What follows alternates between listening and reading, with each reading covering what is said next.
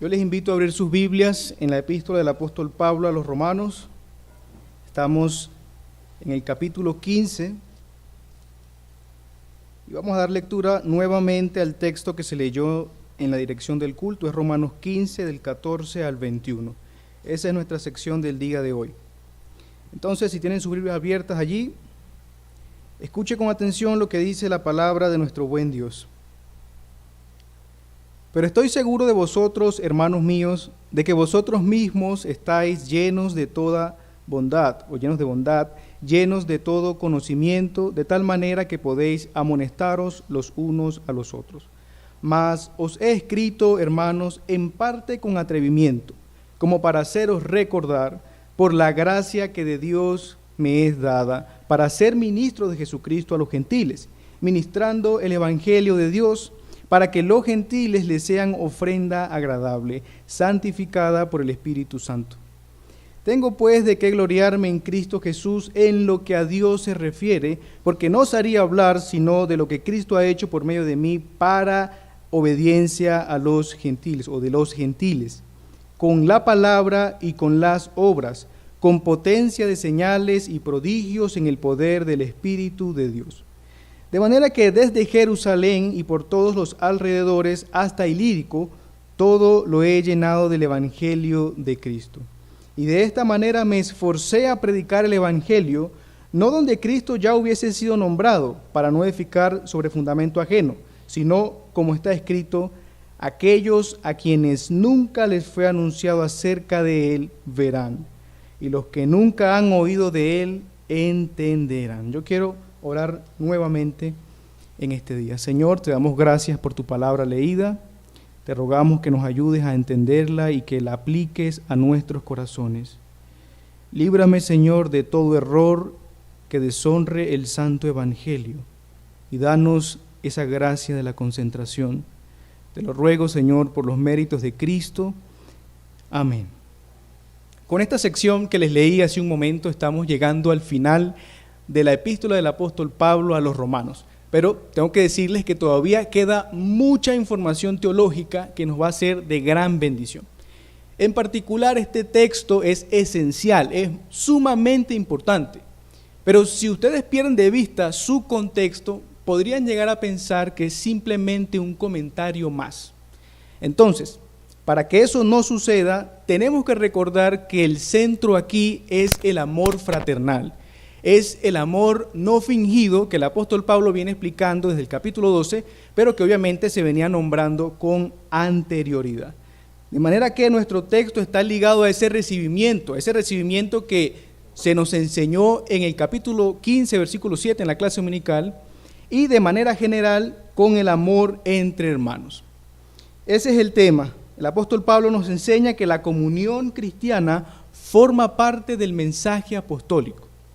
Y el título está conectado con el tema, la comunión cristiana como un mandato apostólico. La comunión cristiana como un mandato apostólico. El texto lo vamos a recorrer apoyándonos en dos afirmaciones que se desprenden fácilmente del texto. La primera, la comunión sí es posible para todos los cristianos, verso 14. Y la segunda, la comunión cristiana no es opcional en el mensaje apostólico. Eso es el verso 15 al verso 21. Con esto vamos a entender cuál es la razón por la que Pablo habla de su ministerio. Hay una razón, eso no está allí puesto porque Pablo quiso finalizar con eso, hay una razón. Y vamos a ver un poco acerca también del verso 20, que es un verso polémico actualmente y que me va a llevar a hablar al final acerca del tema del robo de miembros entre iglesias. Así que ruego al Señor que nos dé esa gracia de la concentración. Este texto está maravilloso y tenemos que aprender mucho de él. Iniciemos con el versículo 14. Dijimos que vamos a ver que la comunión sí es posible para todos los creyentes. Dice: pero estoy seguro de vosotros, hermanos míos, de que vosotros mismos estáis llenos de bondad, llenos de conocimiento, de tal manera que podéis amonestaros los unos a los otros. Con estas palabras se vuelve a confirmar que la audiencia de Pablo eran creyentes genuinos. Pablo estaba persuadido de ello y también lo había dicho en el capítulo 1, versículo 8. Ser un creyente genuino tiene mucho que ver con la bondad, con el conocimiento y con la amonestación. Nosotros sabemos por Gálatas 5:22 que la bondad forma parte del fruto del Espíritu Santo y que por lo tanto llega a ser una característica natural del creyente. Por su parte, este conocimiento obviamente se relaciona a la Escritura, es decir, al Evangelio de Jesucristo y a sus implicaciones para la vida práctica, todo como lo hemos venido viendo. Y en cuanto a la amonestación, tiene que ver con la comunión cristiana. No puede ser para contender, porque estaríamos contradiciendo lo que Pablo dijo en el versículo 14, en el capítulo 14. Tiene que ser precisamente una amonestación llena de bondad, llena de conocimiento y que tenga la intención de la unidad, de una unidad en santidad. Esa es la amonestación. De aquí lo que tenemos que resaltar de este verso 14 es la capacidad que tienen todos los creyentes. Escúchese bien, la capacidad que tienen todos los creyentes para mejorar la comunión cristiana. Por eso el texto dice, podéis amonestaros. Ahí está, pueden amonestarse unos a otros. De manera que los creyentes en Roma no tenían que esperar que Pablo fuera a visitarlos para que les fuera a arreglar esos problemas interpersonales. Ellos tenían la capacidad de hacerlos por ellos mismos. Así que, a modo de ilustración, se puede decir que en el versículo 14 tenemos una receta. Tenemos una receta de un té, de una bebida que se comparte entre hermanos y que fomenta la comunión. Para los que no la notaron, se la voy a repetir.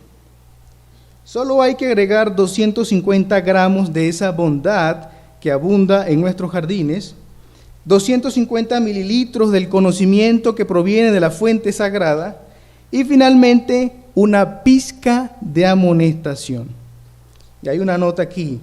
Si se excede de amonestación, a algunos hermanos les gusta mucho este ingrediente, no agregue agua o levadura, regule con más bondad y más conocimiento. ¿Qué les parece? Es una receta sencilla. Y lo mejor de todo es que cada cristiano, esto es importante, cada cristiano tiene lo que necesita para guardar la unidad del Espíritu en el vínculo de la paz, como dice Efesios 4:3. Muy bien, entonces quedó claro que la comunión sí es posible para todos los creyentes. Ahora, el apóstol Pablo no quiere que lo tomen jugando, él quiere que esto se tome en serio. Y por eso va a hablar desde el versículo 15 al versículo 21 y va a decir, la comunión no es opcional en el mensaje apostólico. Yo les he hablado con mucho amor, he tenido mucha cautela, pero les voy a decir que la comunión no es opcional. Entonces el versículo 15 comienza diciendo, mas os he escrito, hermanos, en parte con atrevimiento, es decir, resueltamente, como para haceros recordar. Es obvio porque los creyentes en Roma ya contaban con el contenido del Evangelio. Sin embargo, como dice Filipenses 3:1, a Pablo no le es molesto repetir las mismas cosas y para su audiencia es seguro. Los cristianos siempre vuelven a la palabra de Dios. No hay un conocimiento oculto. No hay otra fuente, no hay otro consejero al que debamos ir para mantener la unidad en nuestras iglesias. Solo la palabra de Dios. Y debemos estar constantemente recordando. Entonces, Pablo continúa diciendo, por la gracia que de Dios me es dada para ser ministro a los gentiles. Con esto él va a sacar sus credenciales de apóstol. Y lo va a hacer porque eso conlleva todo el peso de la autoridad que Jesucristo le delegó. Y dicha autoridad requiere obediencia por parte de los creyentes en Roma, aunque no le hayan visto. Eso es importante.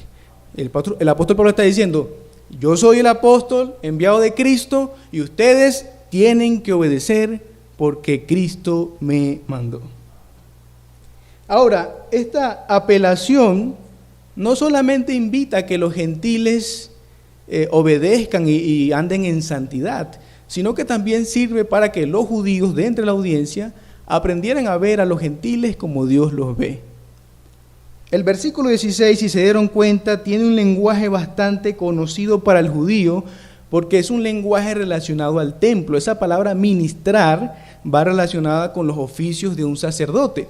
Pero lo interesante es que Pablo no está ministrando nada en el templo, él está ministrando el evangelio de Dios. Y eso incluye predicación, exhortación, consolación, la administración de ofrendas, formación de liderazgo, aplicación de la disciplina eclesiástica, entre otras cosas. Ya nosotros conocemos bastante este apostolado. ¿Con qué propósito lo hacía? Para que los gentiles le sean a Dios ofrenda agradable, santificada por el Espíritu Santo. Esto definitivamente tuvo que hacer que los judíos, de esa audiencia tuvieran que agachar la cabeza. Ustedes saben lo que esto significa. Los judíos consideraban a los gentiles como inmundos, a tal punto que era despreciable estar al lado de un gentil. Era una abominación. Es como por decir un sacrilegio, algo asqueroso estar un judío al lado de un gentil. Y dicho sea de paso, que los gentiles no podían entrar a los mejores lugares del templo. Ellos tenían un patio especial por fuera, bien delimitado. Habían a unos sacerdotes allí en las entradas pendientes de que ningún gentil fuera a pasar, y eso separaba a los gentiles de las cosas santas. Pero aquí el apóstol Pablo está diciendo que los gentiles son como una ofrenda no santificada por un sacerdote, una ofrenda no santificada por un apóstol.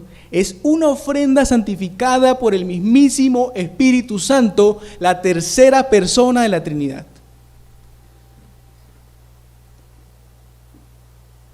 Por lo tanto, los judíos no solamente tenían que relacionarse con los gentiles y respetarlos de lejitos, sino que tenían que aprender a convivir con ellos en amor, a convivir con ellos en amor.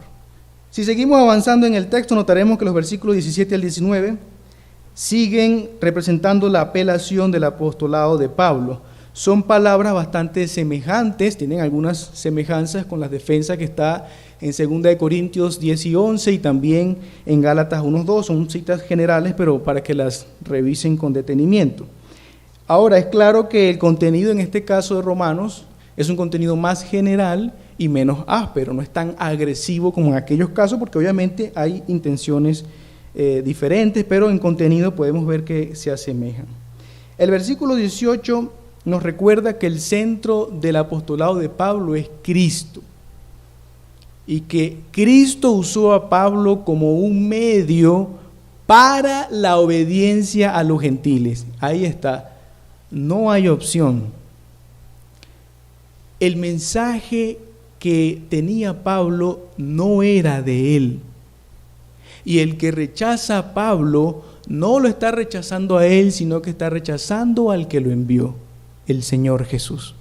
Eso es lo que significa una apelación al ministerio apostólico de Pablo. Si me rechazan, rechazan a Cristo. Y Cristo me mandó para su obediencia. Así es que se apela al ministerio pastoral. Luego tenemos una descripción general del ministerio de Pablo. Dice: en palabras y con las obras, con potencia de señales y prodigios, en el poder del Espíritu de Dios. Bueno, cuando uno lee Hechos, se da cuenta de que es fácil ver lo que Pablo está afirmando. Por eso creo que nos conviene ver un par de ejemplos en el libro de Hechos para ver cómo funciona esto. El primero está en Hechos 16. Invito a que usted vaya allá. Hechos está cerquita, el libro anterior. Hechos, capítulo 16, versos 29 al 32. Dice Hechos 16, 29 al 32, él entonces, pidiendo luz, se precipitó dentro y temblando se postró a los pies de Pablo y de Silas. Y sacándolos les dijo: señores, ¿qué debo hacer para ser salvo? Ellos dijeron: cree en el Señor Jesucristo y serás salvo tú y tu casa. y le hablaron la palabra del Señor a él y a todos los que estaban en su casa. Aquí el contexto es que Pablo y Silas estaban presos en Filipos y a medianoche ocurrió un terremoto, ocurrió un evento sobrenatural, algo que viene por el Espíritu Santo. Y resulta que entonces las puertas de las cárceles, de las habitaciones donde estaban, se abrieron. El carcelero, que es el encargado de todo allí, cuando ve que todo esto ocurre, intenta suicidarse y el apóstol Pablo se lo impide. El apóstol Pablo se lo impide y eso resultó en lo que leímos, en la predicación del Evangelio y en algo muy positivo, en la salvación de una familia, y damos gloria al Señor por eso. El segundo ejemplo está en Hechos 19. Recuerden que estamos viendo cómo funciona eso de los prodigios, de la palabra, del poder del Espíritu. Hechos 19, versos 10 al 12. Hechos 19, verso 10. Así continuó por espacio de 2 años, de manera que todos los que habitaban en Asia, judíos y griegos, oyeron la palabra del Señor Jesús. Y hacía Dios, mira este texto es especial, y hacía Dios milagros extraordinarios por mano de Pablo. Dios los hacía por mano de Pablo. De tal manera que aún se llevaban a los enfermos los paños o delantales de su cuerpo, y las enfermedades se iban de ellos y los espíritus malos salían. Estos ejemplos nos ayudan a ver la unidad entre los hechos milagrosos y la predicación apostólica. Es decir, nosotros tenemos que aprender a ver estos eventos, estos prodigios sobrenaturales como el Espíritu Santo obrando por medio de los apóstoles para confirmar la predicación apostólica. Eran señales que confirmaban la veracidad del mensaje. Un mensaje que no era nuevo, porque el plan de redención es el mismo, y usted lo va a notar en el libro de Hechos, cómo ellos empiezan a citar el Antiguo Testamento, pero es un mensaje que incluía el hecho reciente de la resurrección de Jesús y la salvación a los gentiles. Eso es, podríamos decir que es la novedad que se ve en Hechos. La parte B del versículo 19, recuerde que estamos allí en Romanos, no pierda su marca, Romanos 15, versículo 19, la parte B presenta el ministerio o el alcance del ministerio paulino. Es la conexión con el verso 20, dice: de manera que desde Jerusalén y por todos los alrededores hasta Ilírico, todo lo he llenado del evangelio de Cristo. Ilírico era una región al norte de Macedonia, estamos hablando que es el mismo continente donde está Filipos y Tesalónica. Para ustedes Jerusalén estaría por acá abajo e Ilírico estaría por arriba, cerca de Italia.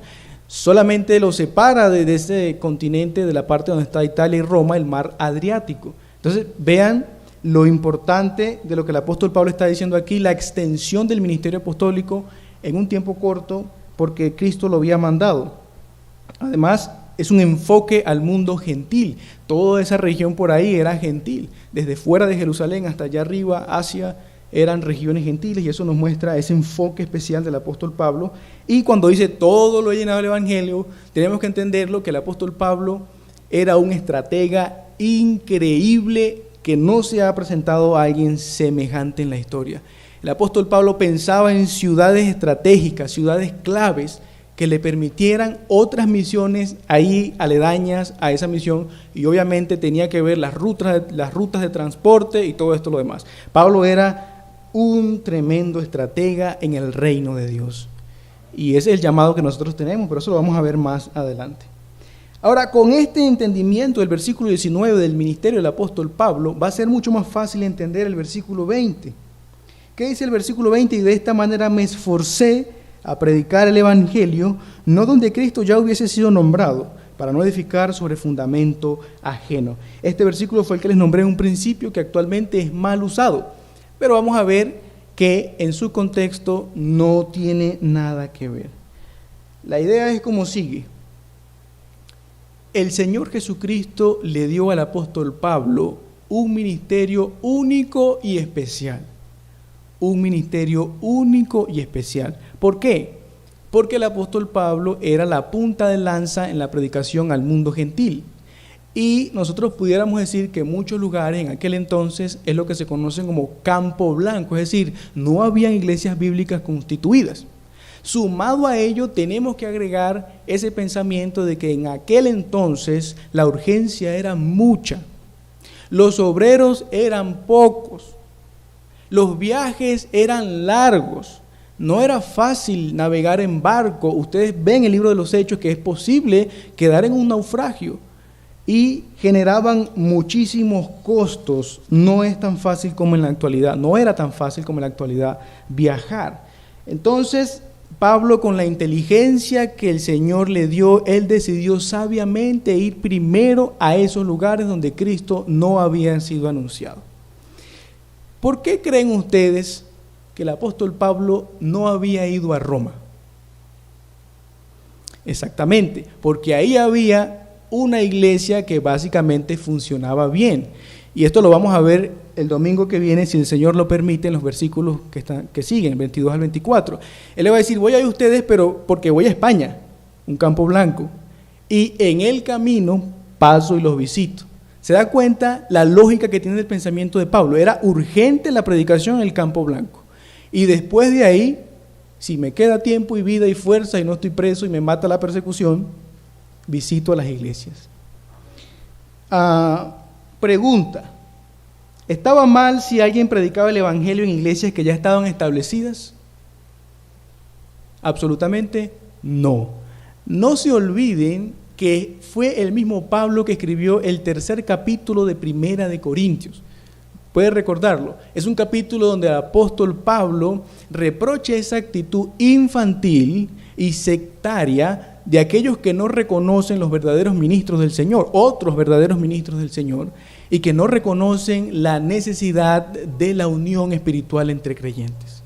Además, si nosotros somos consecuentes con la mala interpretación del verso 20, tendríamos que decir que el apóstol Pablo sí está edificando sobre fundamento ajeno. Preste atención a esto, porque el apóstol Pablo le está enviando una carta a una iglesia que él no fundó, y sabiendo que el contenido de su carta era el puro evangelio.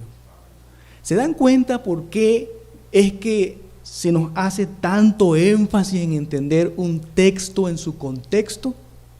Repito, el versículo 20 debe ser comprendido primordialmente a la luz del ministerio único y especial del Señor Jesús. Eso tenemos que tenerlo bien presente. Ahora, no quiero que se distraigan de la unidad de pensamiento que tenemos y de la hilación que lleva desde el versículo 15 hasta el 21. Estamos hablando de la comunión cristiana. Y estos versículos representan esa apelación apostólica que hace el apóstol Pablo para llamar a la obediencia. Eso es lo que estamos viendo. La comunión cristiana y la apelación del apóstol Pablo a la obediencia. Y es en este contexto donde el versículo 21 llega a ser como un broche de oro para ese tema de el recibimiento cristiano, y en especial entre los judíos y los gentiles cuando creen en el mismo Señor. Vamos a leer el verso 21. Sino, como está escrito, aquellos a quienes nunca les fue anunciado acerca de él, verán, y los que nunca han oído de él, entenderán.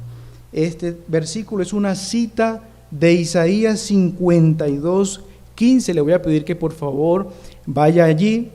Isaías capítulo 52, versículo 15. Es una demostración de lo que acabamos de aprender, que nos recordó el pastor Sergio, que lo que se escribió antes para nuestra consolación se escribió. Eso es un ejemplo práctico. Isaías 52:15 dice: así asombrará él a muchas naciones, los reyes cerrarán ante él la boca, porque verán lo que nunca les fue contado y entenderán lo que jamás habían oído. Estas líneas forman parte del canto del siervo de Jehová más famoso y más conocido por todos nosotros, porque ese canto del siervo de Jehová comienza en el 52:13 y abarca todo el capítulo 53 de Isaías, que nosotros conocemos desde hace tiempo. Es una descripción maravillosa y profunda de este siervo sufriente que expía los pecados del pueblo. Y es una sección tan rica teológicamente que podemos ver desde justificación y doble imputación. Ahora vienen los de la teología liberal que decir que esto fue una invención paulina y que nos han engañado. En Isaías 53 se ve la justificación y la doble imputación. Pero también podemos ver en Isaías la humillación y la exaltación del mismo personaje del siervo sufriente de Jehová.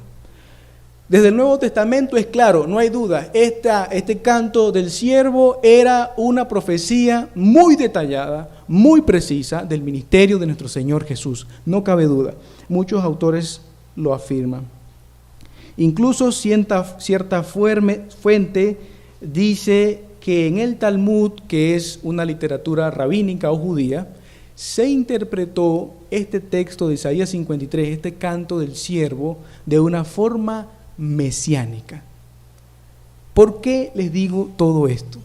Porque quiero que vean que esta porción que el apóstol Pablo está citando en Romanos 15 era muy especial para el pueblo judío. Eso era un tesoro, eso es como nombrarles a ellos la Shemá allá en Deuteronomio. Este texto de Isaías 53 es muy especial para el pueblo judío. Pero el punto de inflexión aquí no es solamente que Pablo está afirmando que Jesús es el siervo sufriente, eso es verdad. El punto aquí es que el apóstol Pablo está diciendo, esa expiación que ustedes ven allá en ese texto famoso de Isaías 53, tenía en cuenta al mundo gentil. ¿Qué les parece? Tremendo argumento del apóstol Pablo. Por eso les dije que era el cierre con broche de oro para ese argumento del recibimiento entre judíos y gentiles. Y ya vimos en la clase que el apóstol Pablo citó muchos textos del Antiguo Testamento para demostrar que los gentiles siempre estuvieron en el plan de Dios, pero que llegó el momento en esta revelación progresiva en que se llevara a cabo en el punto máximo en la venida del siervo sufriente. ¿Qué podemos concluir de esta sección de Romanos 15, 14 al 21? Bueno, dijimos que el apóstol Pablo nos está enseñando que la comunión cristiana no es opcional. La comunión cristiana no es opcional en el mensaje apostólico y nos apoyamos en dos afirmaciones. La primera fue que la comunión sí es posible para todos los creyentes, no hay excepción.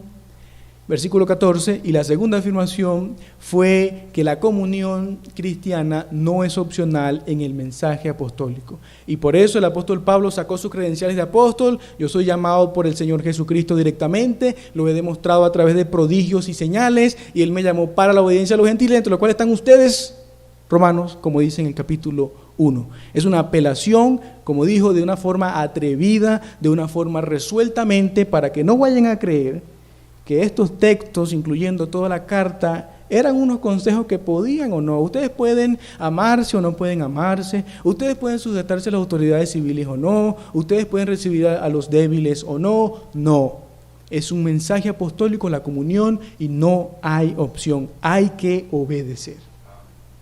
En cuanto al lugar que ocupa Cristo en nuestro pasaje, es evidente que es central, no solamente porque el contenido del Evangelio, lo que predicaba Pablo, era Cristo y se trataba de Cristo, sino porque Cristo es la razón por la que se demanda comunión cristiana.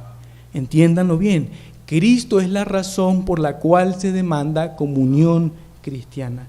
Es muy cierto que el Evangelio no gira en torno a los seres humanos, que es la máxima revelación de Dios, que muestra lo que Dios ha hecho por los seres humanos para que ellos tengan paz con Él. Eso es una verdad absoluta que no negamos. Pero también es cierto que cuando un pecador cree en Cristo como el Dios encarnado, como el Rey Salvador, empieza a vivir esa unión con Él. Y al mismo tiempo empieza a vivir la unión de los que están unidos a Cristo. Eso tampoco podemos desligarlo del mensaje del Evangelio. Unidad con Cristo y unidad con los que estén unidos a Cristo. Hace unos domingos se nos citó Mateo 25 para recordarnos que el Señor Jesucristo nos enseñó que todo lo que se le haga a uno de sus discípulos se le hace a Él. sea bueno o sea malo. Y si usted lee la primera carta del apóstol Juan, se va a dar cuenta que este es el énfasis de él. Si amas al que te engendró, amas al que ha sido engendrado por él. Esto es una verdad que no podemos despreciar. De manera que la obra de Cristo debe proporcionarnos la razón y la motivación para mejorar nuestra comunión cristiana. Tenemos que aprender a ver a los demás como personas, o los demás hermanos como personas por las cuales Cristo murió. Cristo sufrió por ese hermano que usted está desechando. Y aquí quiero detenerme un poco. El Señor Jesús, siendo verdadero Dios, se hizo verdaderamente hombre para venir a cumplir la ley santa de Dios, una ley que nadie podía cumplir, ni puede cumplir, ni los judíos pudieron cumplir. Él vivió 33 años demostrando ser el Cordero perfecto y murió en la cruz del Calvario como el siervo sufriente, logrando la justificación que se ve en Isaías 53. ¿Y todo por quiénes? Por el pueblo de Dios, por los que ejercen fe sola en el Redentor, en el Rey de Israel, en el Señor Jesucristo. El Señor Jesús vino a restaurar esa comunión que se perdió en el Edén. Y aquí hay algo interesante. ¿Cuántas nacionalidades habían en Edén? Una sola. Por eso no hay diferencia tampoco entre los que creen en Jesús, sean judíos o no. El Señor Jesús vino a restaurar lo que se perdió en Edén, donde había una sola nacionalidad. ¿Ustedes saben cuál es una de las frases que más se repite en la Biblia? Piénselo por un momento. Se la voy a decir. Yo seré vuestro Dios y ustedes serán mi pueblo, mi pueblo. Pero nuestro pecado de individualismo es tan grande, hermano. Usted tiene que ver eso. Engañoso es el corazón. Nuestro pecado de individualismo es tan grande que logra empañar la obra perfecta del Señor Jesús. O nuestra visión, mejor dicho, porque la obra de Cristo nada la empaña, pero nuestra visión de la obra de Cristo es empañada por ese pecado de individualismo que no logra ver que Cristo vino a morir por el pueblo de Dios. Y no por un individuo, sino por el pueblo de Dios. Con todo, con nuestros errores y nuestros pecados, Cristo sigue siendo el centro, la razón y la motivación de la comunión cristiana, de la vida cristiana. El centro es Cristo y usted, para relacionarse con otros hermanos, tiene que aprender a valorar la obra de Cristo y va a funcionar muchísimo mejor. Ahora quiero hablar un poco acerca de las aplicaciones de este texto. Básicamente son dos. La primera se la prometí en la introducción y tiene que ver con el versículo 20 y el robo de miembros entre iglesias. Es posible que algunos de ustedes ya haya escuchado que esta es una de las acusaciones que se nos hacen a las iglesias bautistas reformadas. Y el versículo que se usa es precisamente Romanos 15, versículo 20, Romanos capítulo 15, versículo 20.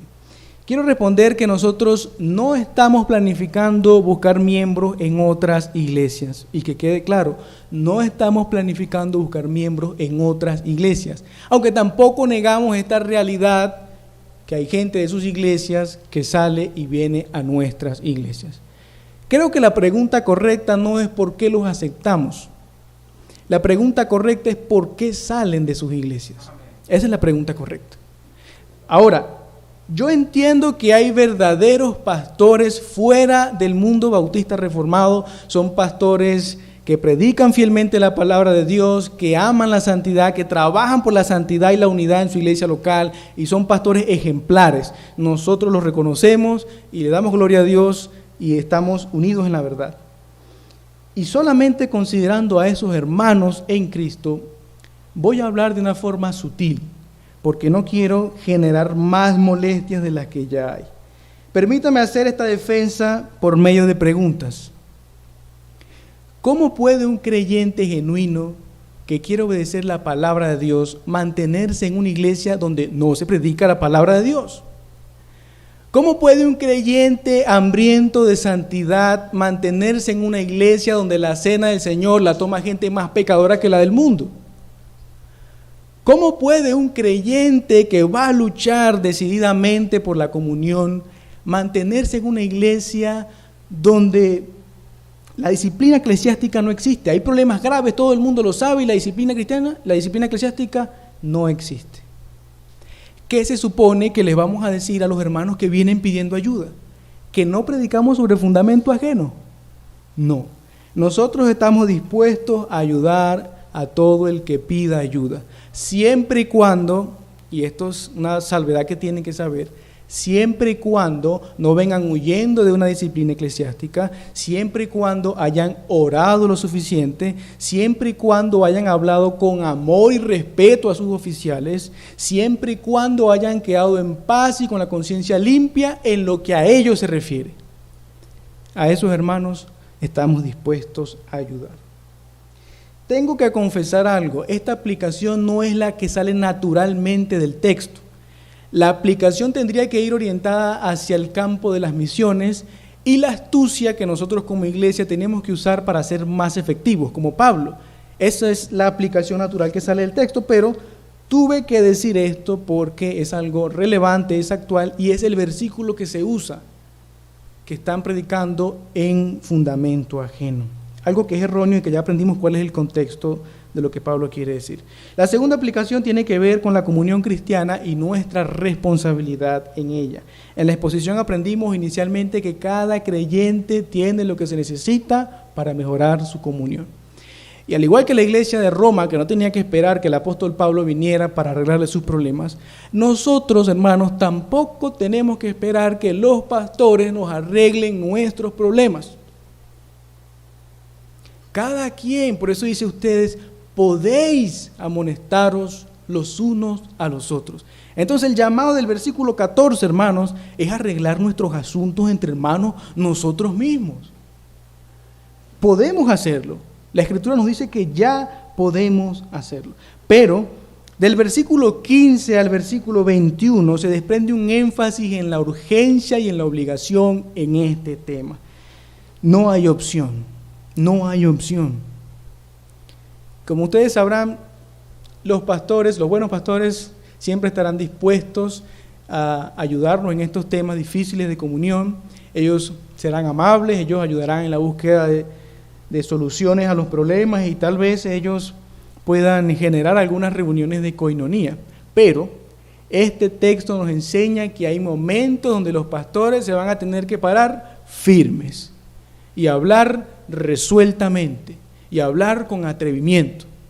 No como apóstoles, porque evidentemente no lo son, pero sí apelando a la palabra de Dios, que es la máxima norma de fe y conducta. Y ahí es donde las sonrisas se aplanan.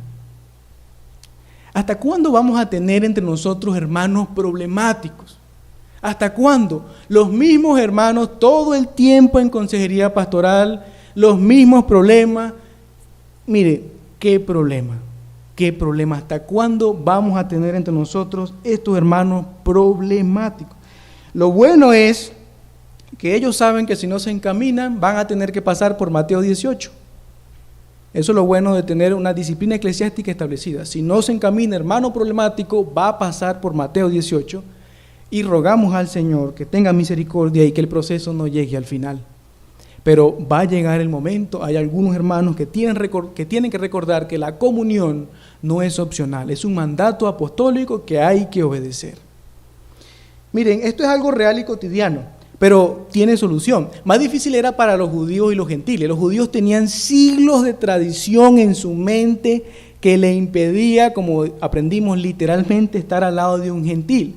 Y por su parte, nosotros los gentiles, sobre todo los de la parte occidental, nos caracterizamos por la falta de reverencia y la falta de temor ante las cosas santas, ante el Dios santo y las cosas santas. Eso es verdad y es, por cierto, es algo que tenemos que corregir nosotros como gentiles.